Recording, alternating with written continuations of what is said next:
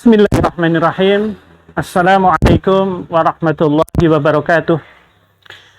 Allah Subhanahu wa taala berfirman di dalam Al-Qur'an, wal asri innal insana lafi khusrin illal ladzina amanu wa amilus solihati wa tawassaw bil haqqi wa tawassaw bis sabr. Demi masa, sesungguhnya manusia itu dalam kerugian kecuali orang yang beriman dan beramal soleh dan yang senantiasa saling mengingatkan di dalam kebaikan dan saling mengingatkan di dalam kesabaran.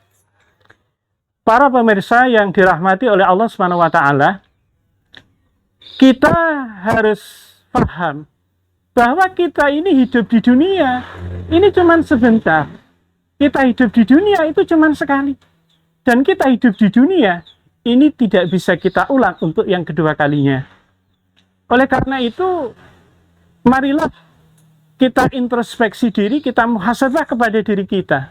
Sudahkah hidup kita yang sebentar ini kita manfaatkan dengan sebaik mungkin?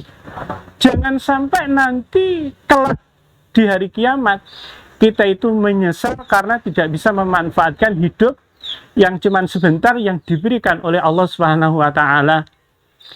Sebagaimana ada satu kisah yang barangkali bisa kita ambil ibrahnya, yaitu satu kisah yang terjadi pada masa Rasulullah SAW.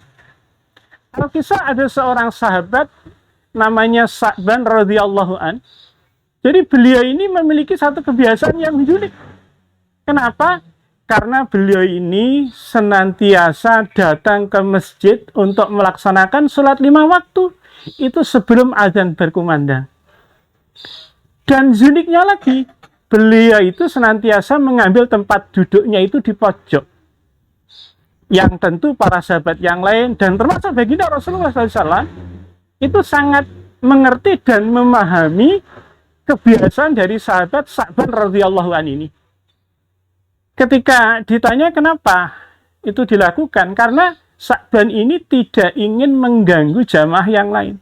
Makanya dia mengambil posisi di pojok di masjid. Ya. Kemudian Al-Kisah pada suatu hari ketika sholat subuh, para sahabat dan baginda Rasulullah SAW itu tidak menemukan sahabatnya, yaitu Sa'ban radhiyallahu an. Kemudian baginda Rasulullah SAW bertanya kepada para sahabat, wahai sahabatku, adakah yang tahu kemana Sa'ban ini gerangan berada? Tumben-tumbennya, sekarang dia tidak kelihatan. Kemudian para sahabat menjawab, wahai Rasulullah, kami semua tidak tahu akan keberadaan sahabat kita Sa'ban radhiyallahu an. Kemudian Rasulullah menunggu beberapa saat. Walaupun akhirnya kemudian Rasulullah memutuskan untuk memulai sholat subuh karena tidak ingin waktu subuhnya itu habis. Ya. Nah, ternyata sampai akhir sholat subuh, sahabat Sa'ban ini tidak kelihatan.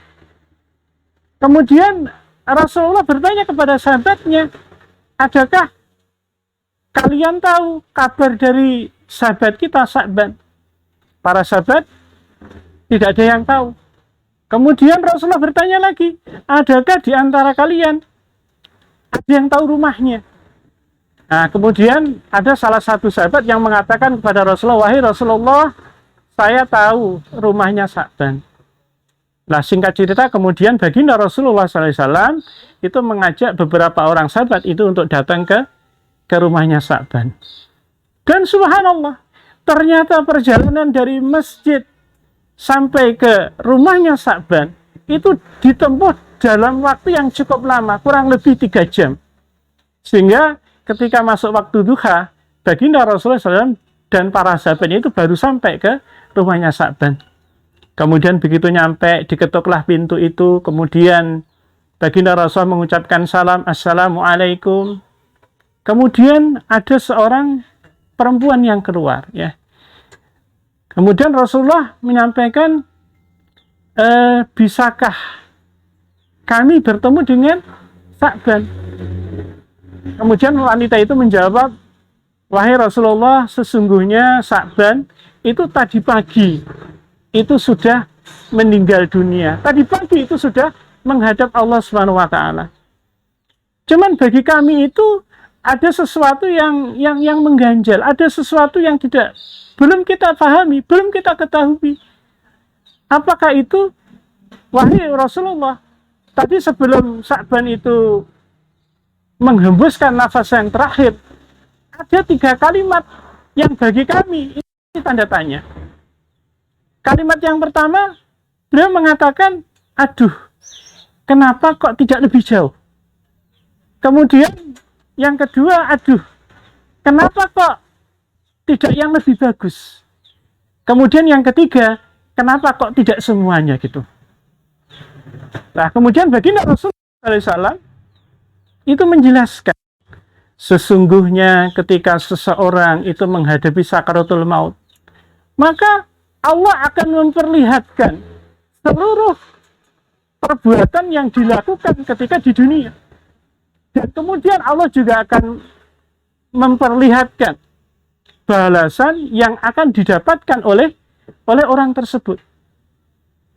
Nah, terkait dengan ucapan yang pertama, kenapa kok tidak lebih jauh?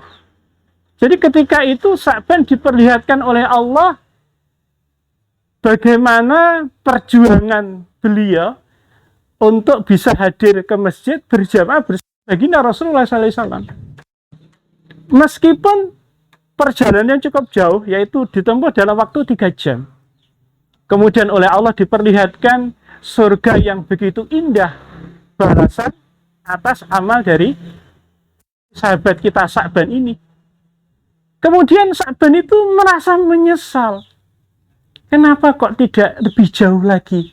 Tentu kalau seandainya jarak yang ditempuh antara rumah dengan masjid itu lebih jauh, maka tentu Allah akan memberikan hadiah surga yang tentu kedudukannya tinggi, kemudian keindahannya itu juga jauh lebih tinggi dibandingkan dengan surga yang diperlihatkan oleh Allah Subhanahu wa taala.